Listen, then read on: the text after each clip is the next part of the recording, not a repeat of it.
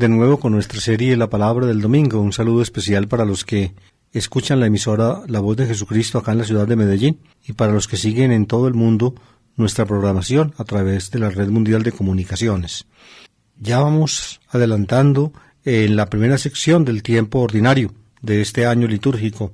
El tiempo ordinario es el espacio temporal que va entre el final del ciclo de Navidad y el comienzo del ciclo pascual. Ahí está la primera parte del tiempo ordinario. Y la segunda parte es el espacio temporal que va entre el final del tiempo pascual con Pentecostés y el comienzo del nuevo año litúrgico con el Adviento. Estamos en la primera sección del tiempo ordinario y esta semana será la semana quinta del tiempo ordinario. Fíjense cómo pasa el tiempo. ¿Qué hace que comenzamos el año litúrgico y ya recorrimos el ciclo de Navidad? Celebramos el Adviento, la Navidad del Señor, la Epifanía del Señor, y entramos en el tiempo ordinario, el bautismo del Señor, y luego otros 3 domingos, hasta llegar a este, que es el quinto domingo del tiempo ordinario. Como siempre, los domingos tienen casi por regla general 3 lecturas asignadas. En el tiempo ordinario, la primera lectura es de un libro del Antiguo Testamento, la segunda de una carta apostólica y la tercera, naturalmente, una lectura evangélica. Como estamos en el ciclo B de los domingos, este año se preferirá en el tiempo ordinario el Evangelio de Marcos.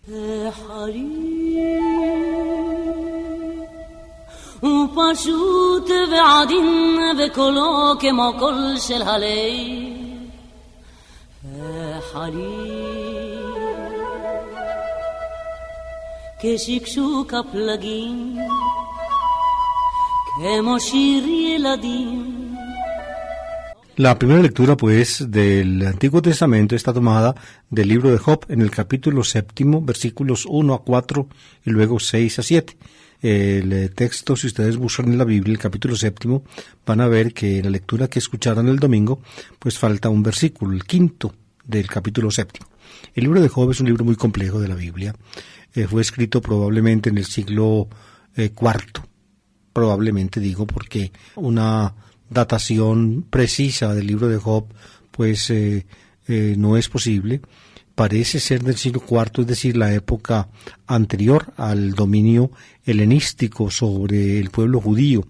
El dominio helenístico viene o comienza a fines del siglo IV con la gran campaña de Alejandro el Grande, que se toma todo el Oriente, y una parte de su conquista pues muy pequeña, pero eso sí importante, es la tierra de los judíos.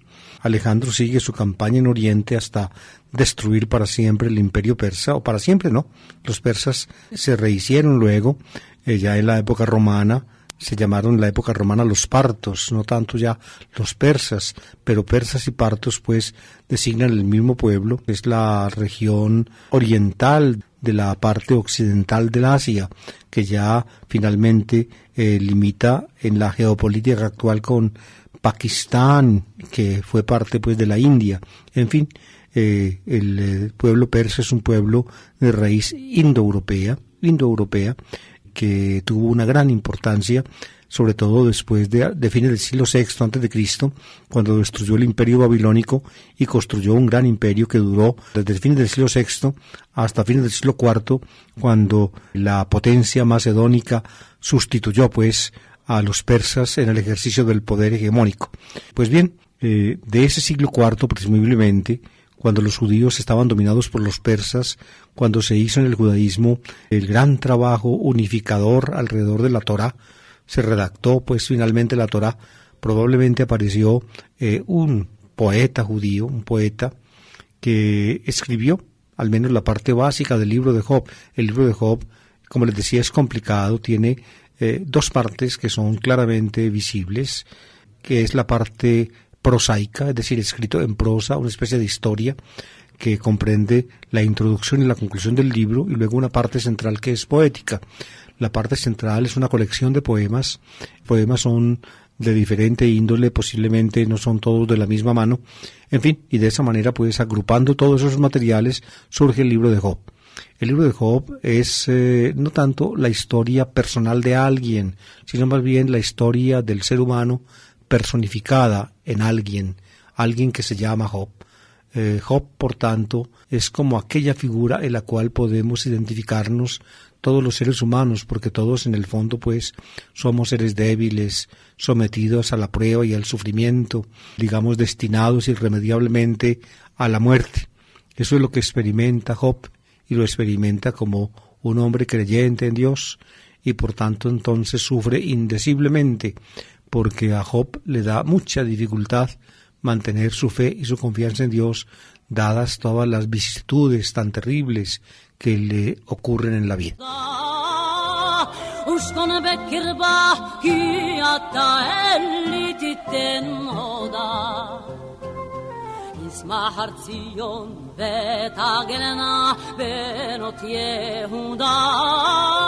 El pedacito del capítulo 7 que toca leer, pues, viene de la parte central del libro, de la parte que llamé ahora poética, la colección de poemas o de las varias colecciones de poemas que constituyen el núcleo central del libro de Job.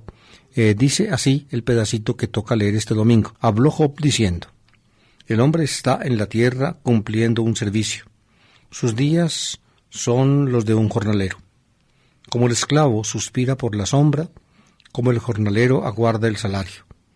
Mi herencia son meses baldíos, me asignan noches de fatiga. Al acostarme pienso, ¿cuándo me levantaré? Se alarga la noche y me harto de dar vueltas hasta el alba. Mis días corren más que la lanzadera y se consumen sin esperanza. Recuerdo que mi vida es un soplo y que mis ojos no verán más la dicha.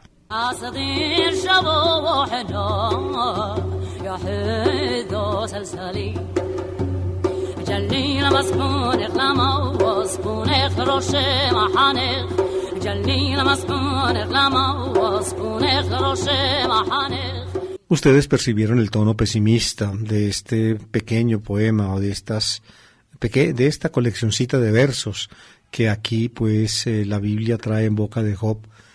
Job era un hombre, según la parte introductoria del libro, un hombre próspero, lleno de ventajas en este mundo, rico, con su mujer, con sus hijos, propiedades, en fin, hasta que finalmente el fiscal Satán, se llama en el libro de Job, convence a Dios, que está encantado al ver la bondad de Job, al ver su virtud, convence a Dios de que lo pruebe. Satán le dice: mira, claro que te alaba y es bueno, pero porque es que le va muy bien, permite que le vaya mal y verás cómo te maldice en la cara, le dice el fiscal a Dios. Satán es uno de los, en el libro de Job, es uno de los Bnei Elohim, de los hijos de Dios, que corresponden más o menos a lo que en la época helenista inmediatamente posterior fueron los ángeles.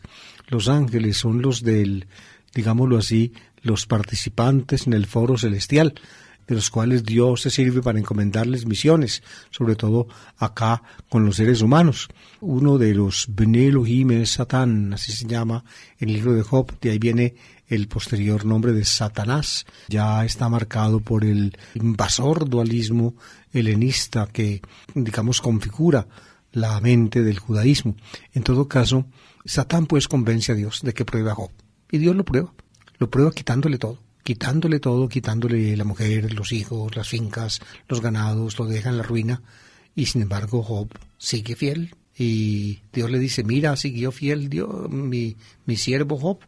Y Satán le dice: no, lo que pasa es que le tocaste las cosas, tócalo a él. Y entonces Dios le permite a Satán que toque a Job en su propia persona, y Job entonces se vuelve una piltrafa humana.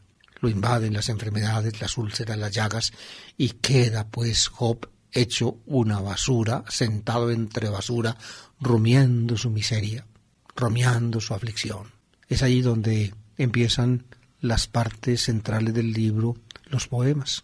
Generalmente, ustedes saben, por la formación cristiana, donde a nosotros pues nos han enseñado lo que es la expresión, la paciencia del santo Job.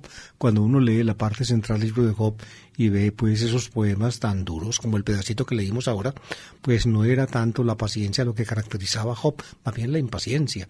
Job por dentro se recome, porque es que verse en ese estado realmente lamentable y terrible le trae a la mente y a la boca palabras, y le pregunta a Dios: ¿por qué? Job lanza pues un montón de preguntas a Dios y Dios parece silencioso ante todas las invectivas de Job.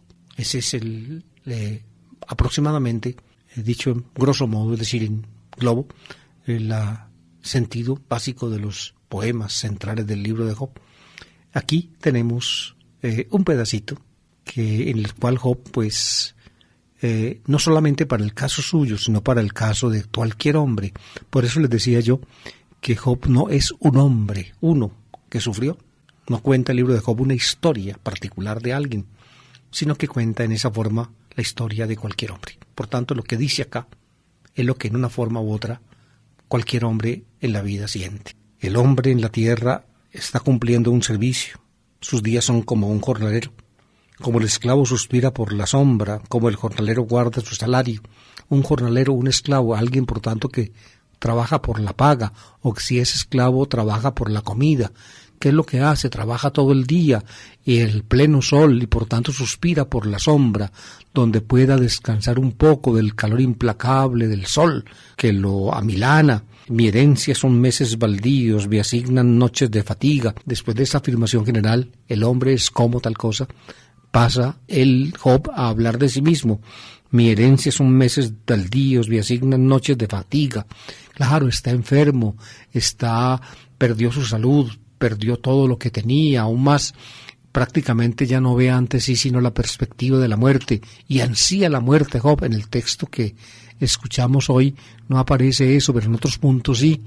Entonces se acuesta por la noche y no puede dormir, lo invade el insomnio y quiere dormir, pero no puede, y entonces acostado, revolcándose en el lecho, como dice él, ansía que llegue el alba para levantarse. ¿Levantarse a qué? A seguir la misma historia de miseria y desolación. Fíjense bien el tono, pues, del poema. Me asignan noches de fatiga, al acostarme pienso, ¿cuándo me levantaré? Se alarga la noche y me harto de dar vueltas hasta el alba. Mis días corren más que la lanzadera y se consumen sin esperanza. Recuerdo que mi vida es un soplo y que mis ojos no verán más la dicha. Job, pues, no tiene esperanza. No tiene esperanza. Cuando uno, amables oyentes, digamos, aguza un poco el sentido, digamos, las posibilidades que el ser humano tiene de sentido, se da cuenta, pues, de que lo que nosotros vemos en la vida como éxito, como bienestar, como logro, es tan fugaz, tan efímero, dura tan poco tiempo, y finalmente, de todas maneras, nos aguarda el fracaso que implica nuestra caducidad y nuestra plenitud, nuestra finitud. Yo pienso que esa es la idea básica, la experiencia básica que el poeta pone en boca de Job. El hombre es un ser finito y caduco. Lo que cree lograr nunca se logra. Y cuando piensa tener algo a mano, finalmente no lo tiene, se le escapa irremediablemente. Irremediablemente. Este tema, ustedes saben, ha sido propio de los seres humanos desde que salieron del reino animal y alboreó en ellos la conciencia. Desde el 3.000 milenio antes de Cristo se conserva en Egipto un texto que se titula Meditaciones de un cansado de la vida con su alma. Es una obra egipcia que parecería el título de un autor como André Gide o como Albert Camus o como los grandes existencialistas de fines del siglo XIX. El libro de Job participa pues de esa visión de la vida. Todos los seres humanos, en el fondo, cuando nos pasa el embeleso de los momentos agradables y felices y finalmente nos embebemos nosotros mismos, nos damos cuenta de la terrible, la inexorable limitación de todo lo nuestro. La vida es un soplo. Así dice Job. Y yo pienso que ustedes también lo han pensado.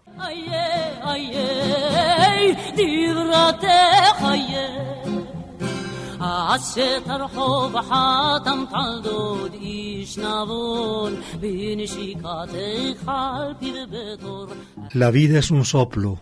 Queridos oyentes, cuenta la Biblia que cuando Dios hizo a Adán, el ser de tierra, el ser de la Adamá Adam, para que el muñeco, digamos, de tierra, plasmado por las manos diestras del alfarero divino, pudiera vivir, Dios le infundió en sus narices un Nishmat Haim, un aliento de vida. El aliento de Dios, el soplo de Dios.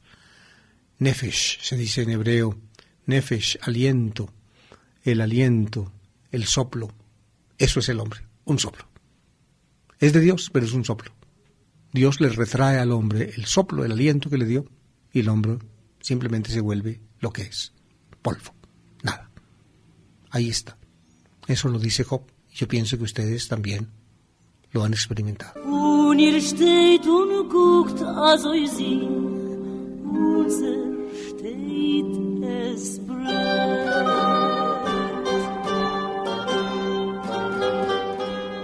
¿Por qué escogieron los liturgistas este texto de Job tan oscuro, tan duro, tan poco esperanzador como primera lectura para este domingo?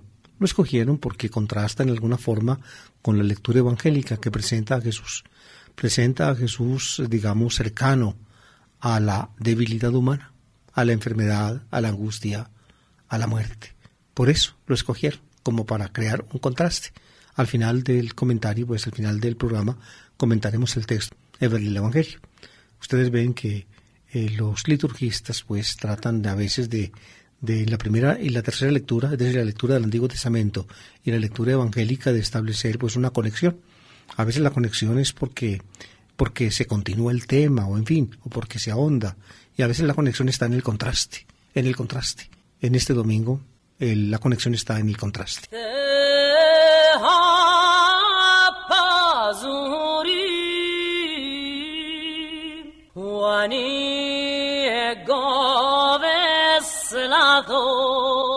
Al pasar a la segunda lectura entramos a otro mundo.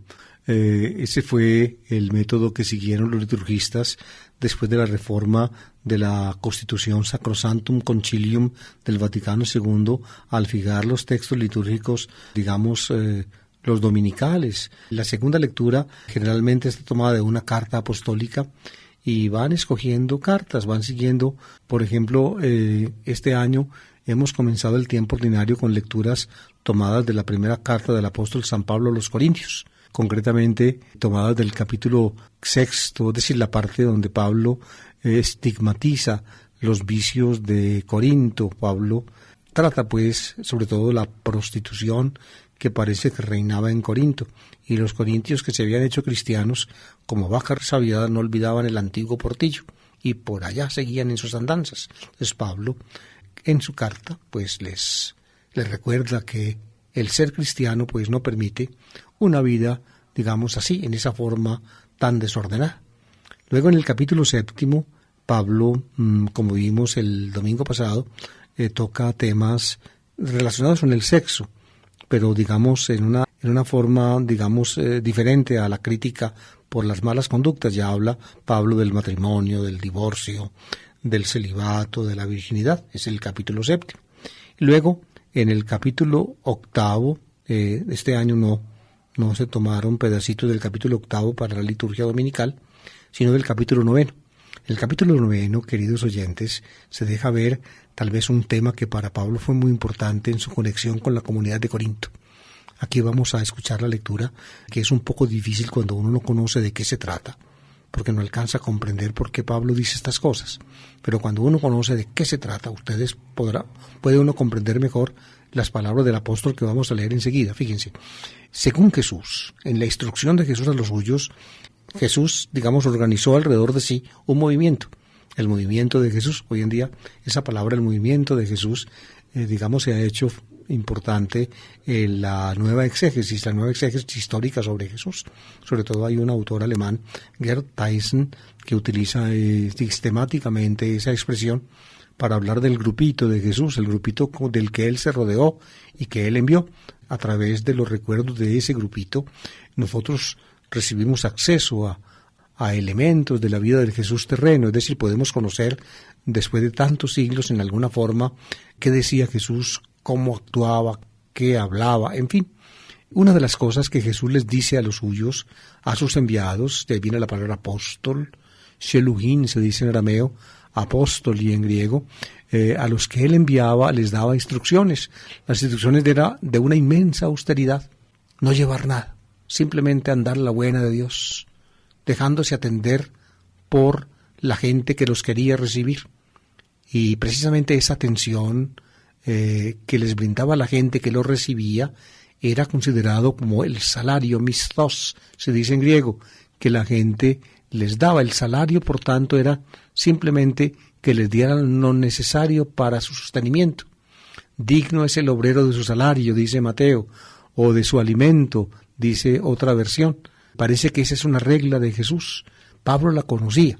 Y los misioneros cristianos del tiempo de Pablo, es decir, la cuarta década del siglo I, cuando ya Pablo hacía misión, es decir, unos 15 o un poco más años después de la muerte de Jesús, los misioneros cristianos, no solamente en campo judío, sino también en campo no judío, seguían esa regla. Llegaban y en las comunidades donde eran acogidos, eran, digamos, atendidos, se les daba lo necesario. Y resulta que Pablo, en Corinto, no se dejó atender. En Corinto Pablo no quiso recibirle a la comunidad nada. Por esa misma época llegaron otros a Corinto, otros misioneros judeocristianos de una corriente adversa a Pablo. Ustedes ven que la situación misionera de la iglesia primera no es pues la que a veces uno se imagina, que la iglesia primera era pues como un paraíso de unidad, todos alrededor de San Pedro. San Pedro les asignaba a todos el oficio y les mandaba, hagan esto, hagan lo otro. No, las cosas no fueron así.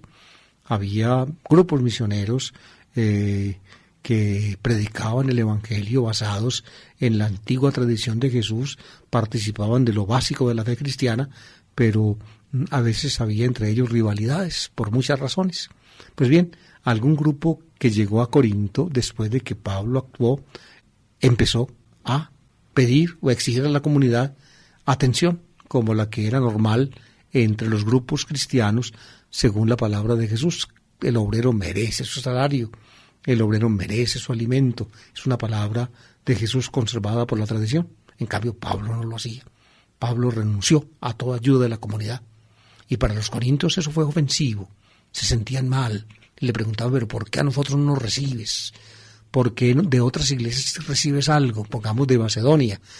Pablo había estado en Macedonia, concretamente en Filipos, antes de estar en Corinto.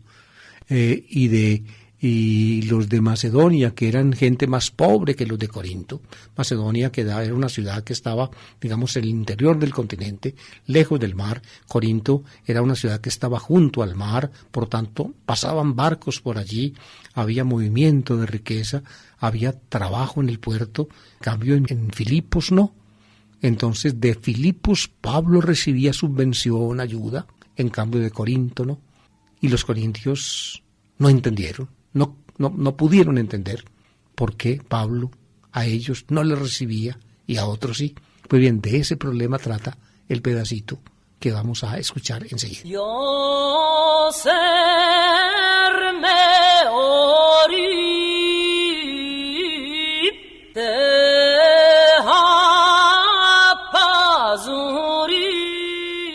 Primera Corintios capítulo 9, versículos 16, 19, luego 22, 23. Dice así: hermanos, el hecho de predicar no es para mí motivo de soberbia. No tengo más remedio, y ay de mí si no anuncio el Evangelio. Si yo lo hiciera por mi propio gusto, eso mismo sería mi paga.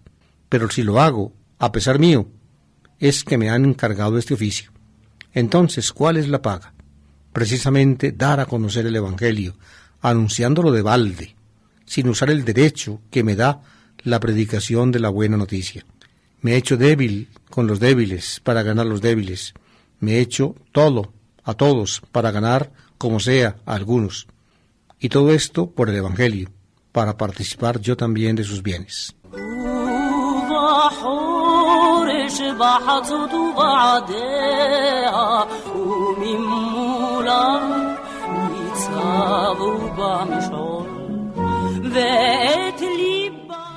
Pablo dice que él predica el Evangelio, es decir, que él es misionero cristiano porque le encomendaron el oficio. Por eso no es motivo de soberbia. Lo hace porque lo pusieron a hacerlo, aunque a veces hacerlo le cueste mucho, muchísimo. En otros puntos él dice, todo lo que le toca sufrir por hacerlo. En la segunda carta a los Corintios, queridos oyentes, pueden ustedes encontrar al final, en los capítulos 12, por allá, pueden encontrar una lista de las vicisitudes terribles que sufrió Pablo en el ejercicio de su misión. En fin, todo tipo de persecuciones, de dificultades, de peligros, azotes, cárceles, en fin, todo aquello. Por eso dice, yo cumplo esto a pesar mío. Lo hago porque lo tengo que hacer, porque me lo encomendaron, y ay de mí si no evangelizo. Es decir, yo soy un elegido para apóstol, y si soy elegido para apóstol, este trabajo que me pusieron es impuesto, me lo pusieron, lo tengo que hacer, y lo tengo que hacer aunque me cueste muchísimo. Y dice él, y lo hago pasando por alto una regla dada por el Señor. Y la regla que la daba el Señor es que tenían derecho los apóstoles a recibir algo, al menos la comida, por el anuncio del Evangelio. Pablo ni siquiera eso recibía. Entonces le preguntaban, ¿y por qué usted no recibe la comida? ¿Por qué no se deja atender? Entonces Pablo contesta, porque yo predico el Evangelio, lo predico precisamente en forma absolutamente gratuita, porque esa es la paga, es decir, él podría recibir la paga por lo que hace dejándose atender, pero no se deja atender, y precisamente el no dejarse atender, es decir, el no recibir nada, lo considera Pablo como paga de lo que hace. Es una expresión absolutamente paradójica. Si lo hago a pesar mío, es que me han encargado este oficio. Entonces, ¿cuál es la paga? Precisamente dar a conocer el Evangelio anunciándolo de balde. De balde. Los otros anuncian el Evangelio y reciben la paga que el Señor estipuló. El obrero es digno de su salario. Y esa ha sido la regla en la iglesia desde el comienzo. Fíjense que también hoy los evangelizadores son sostenidos por las comunidades. Yo soy párroco de una parroquia, y al ser párroco de una parroquia, la comunidad le brinda al párroco y a los que le ayudan, pues una ayuda o una colaboración para los gastos básicos, no solamente de la parroquia, sino también personales del párroco. Yo compro el mercado con la plata que da la gente los domingos en misa. Así es. Y doto la casa cural precisamente con la platica que la gente da en la misa. Así es. Y eso se ha hecho en la iglesia desde el comienzo. Pero Pablo no lo hacía. Pablo no utilizaba las platas de la comunidad ni las ayudas de la comunidad para vivir. Él se sostenía aparte. ¿Y cómo se sostenía? Trabajando con sus propias manos, lo dice él en otro punto. Lo dice él, parece que tenía el oficio de hacer carpas de cuero. Y entonces trabajaba en eso, y con eso se ganaba la vida. Entonces le pregunta, ¿pero por qué no recibes? Y digo, porque la paga mía es no recibir. Si yo recibiera, estaría utilizando un derecho. Pero precisamente lo que no utilizar ese derecho es para mí precisamente lo que yo quiero sacar de cuenta mía, no utilizar el derecho. Si lo utilizara, tendría derecho. Pero al no querer utilizar este derecho, ese no utilizarlo es lo que yo considero como paga propia mía por evangelizar. Ustedes ven, es una mentalidad completamente paradójica de Pablo. ¿Por qué Pablo hizo eso en Corinto? ¿No lo hizo en Filipos? ¿Por qué lo hizo en Corinto? Pues tal vez porque ninguna iglesia de las fundadas por él, tal vez con excepción de las iglesias de Galacia, que le quedaron pues muy mal y que al final pues se le retiraron. Ninguna iglesia le dio tanta dificultad como esta. Corinto era una ciudad muy importante, había mucha riqueza en Corinto porque era un puerto obligado del transporte marítimo entre el oriente, es decir, entre la costa de Palestina, de Tiro, de Sidón, de las ciudades fenicias y Roma y el sur de España. Entonces había muchos barcos, y al haber muchos barcos entonces había mercancías, había trabajo y había plata. Y ustedes ven que, perdonen que les diga, pero a veces los seres humanos somos así, y aún los cristianos. ¿A dónde van los misioneros? ¿A dónde hay plata que sacar? Perdónenme que hable así, pero es verdad. Por eso da tanta dificultad a veces a los obispos conseguir párrocos para las parroquias más pobres. En cambio, para la Candelaria y para Santa Teresita, ahí está el párroco. Ahí está, para ese no faltaría. Está el que está y podría estar cualquiera otro. Y muchos ansían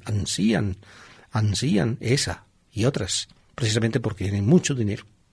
Estoy hablando de una forma muy explícita, pero no estoy exagerando, así es, lamentablemente así es. En el tiempo inicial de la iglesia también era, en Corinto había dinero, y entonces misioneros cristianos iban a Corinto, porque sabían que allá había de dónde sacar. Pablo fue a Corinto y había de dónde sacar, pero no sacó, y precisamente no sacar nada, para él era la paga, paradójicamente era la paga. De una comunidad como Filipos, donde no había nada, recibía ayudas. En cambio de Corinto, donde había tanto, no recibía. ¿Y por qué no recibía? Porque Pablo tenía, digamos, su orgullito. Otros habían ido a desacreditarlo y recibían y buscaban el dinero. Pues bien, para distinguirse de ellos, Pablo, que tenía su orgullito, no recibía nada.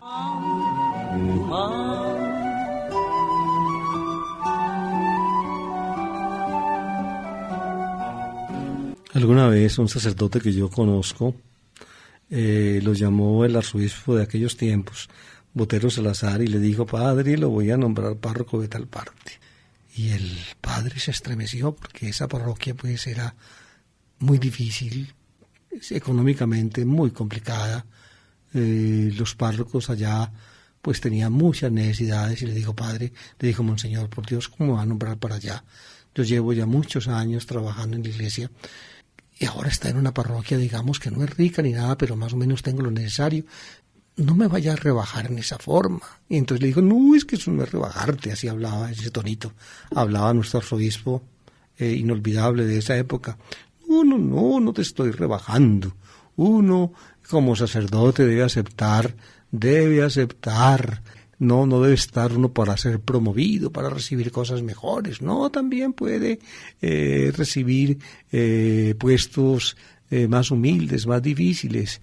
Y le dice el padre al arzobispo, le dice: buen señor, usted es arzobispo de Medellín, y si lo llamaran a mandarlo para Urabá, usted se iría.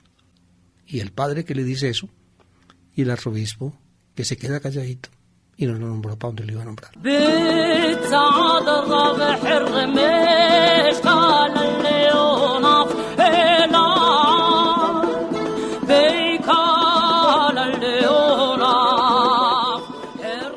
Y llegamos al Evangelio. El Evangelio, les decía yo, que toca este domingo es de Marcos. Ustedes van a entender por la lectura que vamos a ver enseguida lo del contraste del que les hablé entre la primera lectura del libro de Job y este texto del Evangelio. Fíjense, Jesús pues está empezando, según Marcos, su actividad en Galilea. Ya ha predicado en Galilea su mensaje, ha llamado a sus discípulos. Esos textos los leímos en los domingos pasados. El domingo pasado leímos cómo Jesús llega a la sinagoga de Cafarnaúm y como acto, digamos, inaugural de sus obras maravillosas, libera a un hombre sometido al espíritu inmundo. Es decir, plantea a Jesús, después de haber vencido él mismo a Satanás en sus tentaciones, plantea a Jesús la lucha frente a Satanás, no tanto ya en sí mismo, en Jesús. Satanás ha quedado vencido por Jesús, sino en la humanidad. Es decir, el ser humano es un ser sometido a la tentación, al espíritu malo, al nita de no poder uno alcanzarse a uno mismo porque fuerzas insondables se lo impiden. Pues bien, Jesús lo ha hecho con el hombre de la sinagoga. Y ahí se inserta el texto que toca leer este domingo.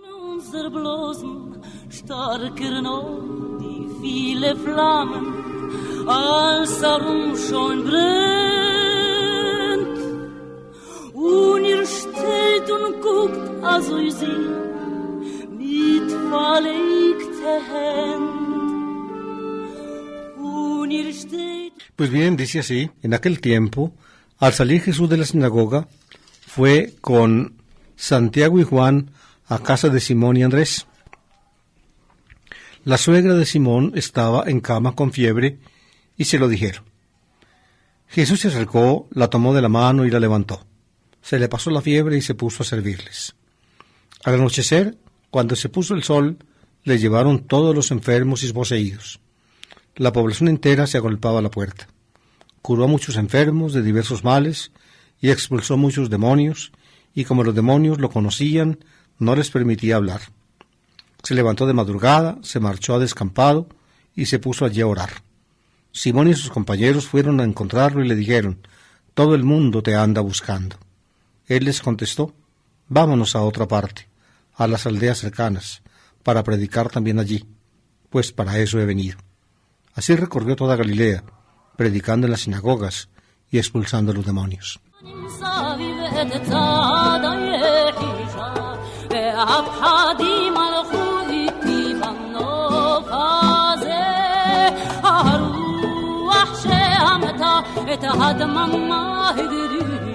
Pues bien, queridos oyentes, fíjense cómo en este texto Marcos empata muy bien con lo que contó antes. Sale de la sinagoga, pues allí había jurado, hecho el exorcismo al hombre endemoniado, al hombre con espíritu inmundo, y va con Santiago y Juan a casa de Simón y Andrés. Son los 4 discípulos, las 2 parejas de hermanos, pues que Jesús llamó cuando llegó a Galilea. De modo que Marcos va construyendo pues ahí su imagen, su figura de la historia de Jesús. Está pues Jesús en Cafarnaúm, fíjense, rodeado de los 4 discípulos que llamó. Va a ir a una casa, es la casa de Simón y Andrés. Aquí vamos a enterarnos de que Simón, es decir, Pedro, es casado y tiene su suegra. Andrés vive con ellos. No se sabe exactamente, Marcos no lo dice, si era la casa de Simón, donde vivía la madre de la mujer de Simón, o era la casa de la mujer de la suegra de Simón, donde Pedro vivía con su hermano Andrés. Tal vez nunca dilucidaremos perfectamente esos pormenores. En todo caso, encontramos pues a Jesús en una casa de Cafarnaúm, y la suegra de Simón está allí y está enfermita, la pobre señora. Está con fiebre en la cama. Este texto es un texto muy llamativo. Los críticos actuales, al menos la primera narración, esa de la curación de la suegra de Simón, la consideran como un recuerdo fehaciente de un hecho de Jesús. Detrás de ese recuerdo seguramente está el testimonio del propio Simón. Uno puede ver detrás de estas narraciones, digamos, como luego contará Lucas al comienzo de su obra. Lucas dice que antes de que él escribiera su obra, Simón y Andrés, Santiago y Juan. Jesús está en casa de Simón y la suegra está enferma. El testimonio de los автопте, de un testigo ocular, está detrás de un hecho tan simple, tan sencillo como el que aquí se cuenta. Se narra acá, pues en este pedacito, lo que llaman los exegetas la jornada de Cafarnaúm, es decir, lo que Jesús hace un día en Cafarnaúm. Empieza, Marcos antepone pues la curación del hombre en la sinagoga, pero ese elemento es secundario en el contexto. La jornada de Cafarnaúm comienza con esta narración, la curación de la suegra de Simón en casa de Simón. Luego, el venir la gente, después de que se enteran del hecho, con los enfermos y con los poseídos a buscar a Jesús. Luego llega la noche, y Jesús se despierta de mañana y subrepticiamente se les escapa a sus discípulos que tienen que ir a buscarlo, y cuando lo encuentran le dicen: todo el mundo te anda buscando. Pero Jesús no regresa a Cafarnaúm, sino que los invita a ir a otras partes. Esta es la jornada de Cafarnaúm, que es como típica de la actuación de Jesús.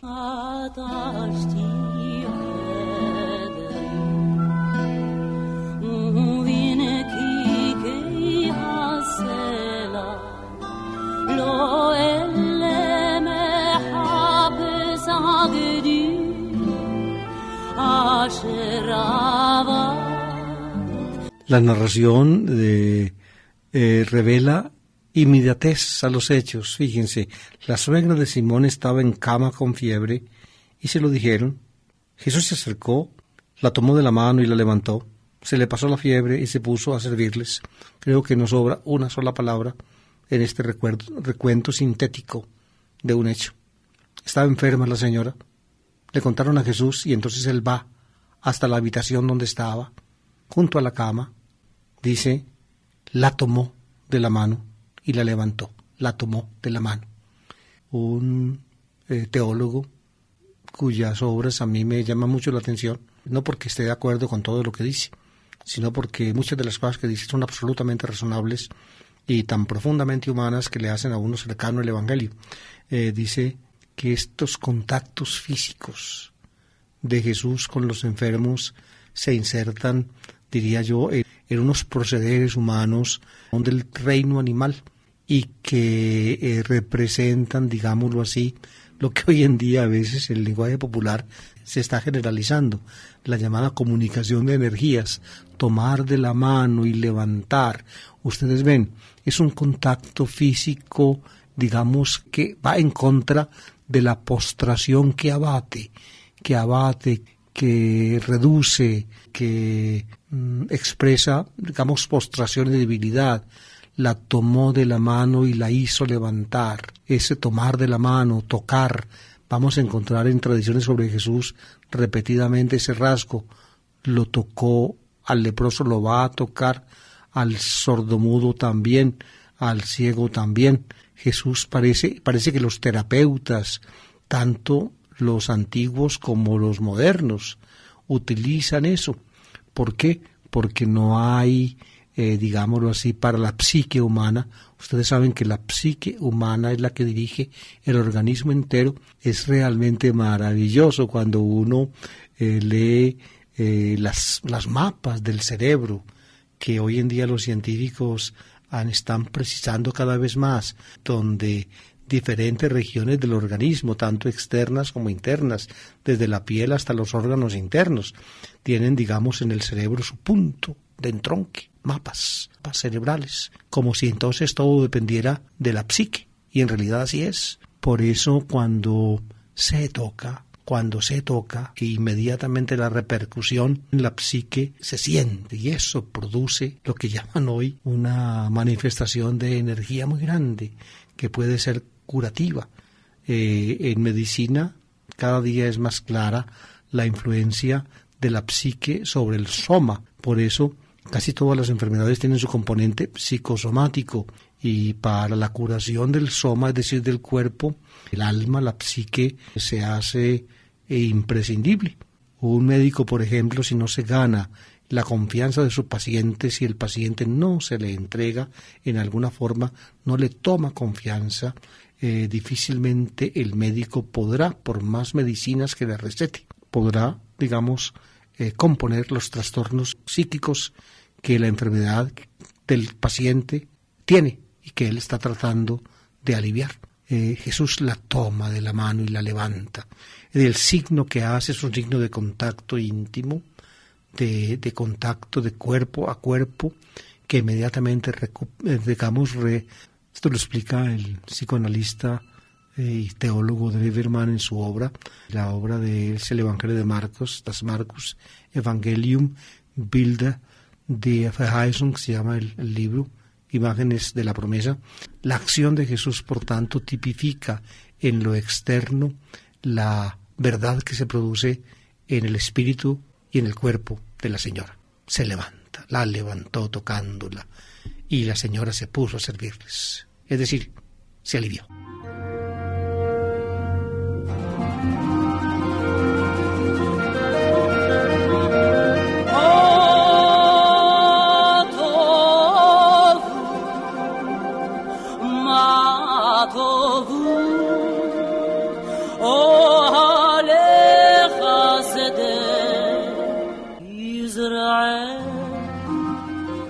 Claro, amables oyentes, que ahí no paró la cosa. Se regó el cuento. Alivió el de Nazaret a doña fulana, la suegra de Simón, en Cafarnaúm. Lo supo el pueblo entero. Eso no podía pasar desapercibido. Era un pueblito pequeño de pescadores y todo se sabe. En Cafarnaúm todo se sabe, como en Medellín, según dicen algunos comentaristas deportivos, en una frase que me llama mucho la atención: en Medellín todo se sabe. Es porque no queda chisme sin descubrir. En todo caso, se regó pues la noticia por todo el pueblo. Al anochecer, cuando se puso el sol, le llevaron todos los enfermos y poseídos. La población entera se agolpaba a la puerta de la casa de la suegra de Simón o de Simón. Ahí estaban pues enfermos y poseídos. Jesús va a darse gusto precisamente haciendo aquello para lo cual ha sido enviado, a curar a los enfermos y a expulsar a los demonios. Eso es lo que tiene que hacer él, porque precisamente eso, expulsar a los demonios y curar a los enfermos, es la aurora de Dios en su reinado. Dios comienza a reinar cuando el hombre se recupera, cuando el peso insondable del mal que lo abate y que lo aflige, cuando el dolor infinito que lo aqueja ceden, y del rictus amargo del rostro lleno de llanto de un ser humano surge una sonrisa de alegría y de gozo.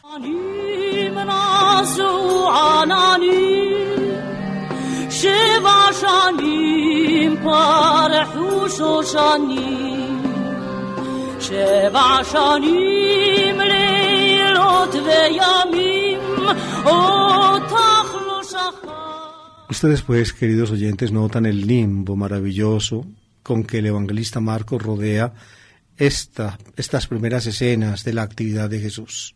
Todo parece sonreír, todo ha cambiado. Cafarnaúm está revuelta, el pueblo entero está a la puerta de la casa donde está Jesús. Están los endemoniados, están los enfermos. Jesús entonces seguramente sale a la puerta, curó a muchos enfermos de diversos males y expulsó muchos demonios. Y los demonios entonces, ellos sí, conocen quién es Él. Ellos tienen un saber que el resto de la gente no tiene. Y por eso podían decirle quién es. Más adelante vamos a escuchar en la voz de los demonios una confesión de fe que naturalmente a Jesús no le gusta y a Marcos menos.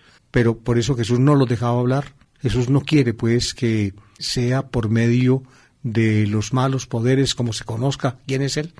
No los dejaba hablar porque lo conocían. Y así pues llegó la primera noche de Jesús en Cafarnaúm. Todo esto ocurre al caer el sol. Se supone por tanto que pasó la noche. Y oigan pues lo que pasa en la madrugada. Se levantó de madrugada y se marchó a descampado y allí se puso a orar. Después de su primer día de actividad, se puso a orar. Pasó la noche pues en casa de Simón y de su suegra y se puso a orar en descampado, es decir, fuera del pueblo, en un lugar seguramente solitario, pero allí llegan a buscarlo. ¿Quiénes llegan a buscarlo? Pues los que estaban con él, Simón y sus compañeros. Ven, en Lucas también van a buscarlo, pero como en Lucas no ha llamado todavía a sus discípulos, Lucas suprime el dato de que van a buscarlo sus discípulos. Simón y sus compañeros fueron a buscarlo y al encontrarlo le dijeron: todo el mundo te busca. Ahí está pues Cafarnaúm revolcado. Todo el mundo va detrás de él. Y no es para menos. Un hombre así, que es capaz, digamos, de transformar el llanto en alegría, que es capaz de hacer desaparecer las lágrimas de tristeza y producir en todos un sentimiento de fiesta. Un hombre así es maravilloso, no hay que dejarlo escapar, hay que estar con él. Así comienza la vida de Jesús. Noten ustedes, amables oyentes, este tono maravilloso del Evangelio en sus inicios. Yo pienso que a pesar de todo lo que luego va a ocurrir, el cristianismo no lo podrá olvidar. Este Jesús luego será rechazado, acabarán con él. Esa es una verdad que el cristianismo no podrá eludir. Sin embargo, esto no debe quitar nunca realidad a estos primeros pasos del Evangelio. Es una fiesta maravillosa la que Jesús organiza para la vida del hombre. Por eso después, cuando le hacen una pregunta a él de que por qué los discípulos de él no ayunan, en cambio los de Juan Bautista se mantienen en esas, y los fariseos también, ¿por qué los discípulos no ayunan? Los de él contesta: porque es que cuando el novio lleva a sus amigos a una fiesta de bodas, no los lleva para que ayunen, sino para que se diviertan, para que coman y para que beban. Están en fiesta. La vida de Jesús y la actividad de Jesús es la fiesta maravillosa de la vida que Dios quiere deparar a la humanidad.